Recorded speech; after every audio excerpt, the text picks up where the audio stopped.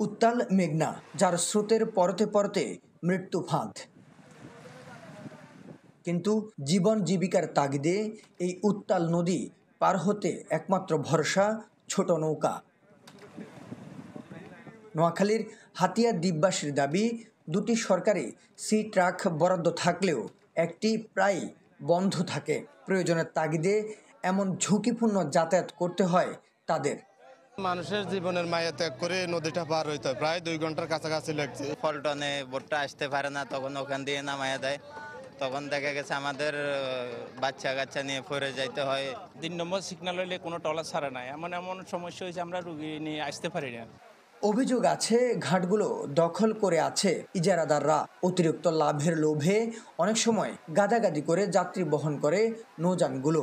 বাংলাদেশ গড়তে এলো জুলফিকার স্টিল।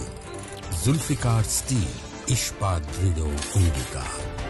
আমাদের যে একটা সিটেক আছে মাত্র, সে একটা সিটে কিন্তু তুমি একবার চলাচল করে, তা কিন্তু ওইটার যাত্রী নেওয়ার ক্ষমতা বা 300-400 জন, কিন্তু সে যাত্রী নিচ্ছে না, যাত্রী নিচ্ছে 700 থেকে 1000 জন যাত্রী নিচ্ছে। সেটা কিন্তু আরো ঝুঁকিপূর্ণ বেশি হচ্ছে। যাত্রী পারাপার করতে গেলে তো সামনে ভোগান্তি হবে। এখন এটাকে যদি আমরা ধরুন কাঠবড়ি দিয়ে যতটুকু পারি হেল্প করতেছি, এখন এটা যদি আমাদের অন্যায় হয় তাহলে বিকল্প ব্যবস্থা কিভাবে কি করা যায়, এটা করার দরকার। বিষয়গুলো জেনেও যেন কিছুই জানে না স্থানীয় প্রশাসন।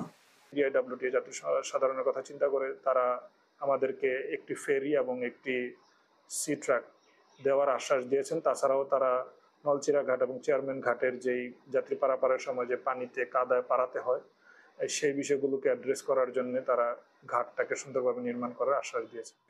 হাতিয়া দ্বীপের 7 লাখ মানুষের যোগাযোগের প্রধান মাধ্যম নৌযান। তাই একাধিক সি ট্রাক যুক্ত করার পাশাপাশি ফেরি দেওয়ার দাবি সবার। সুমন ভৌমিক, চ্যানেল 24, নোয়াখালী।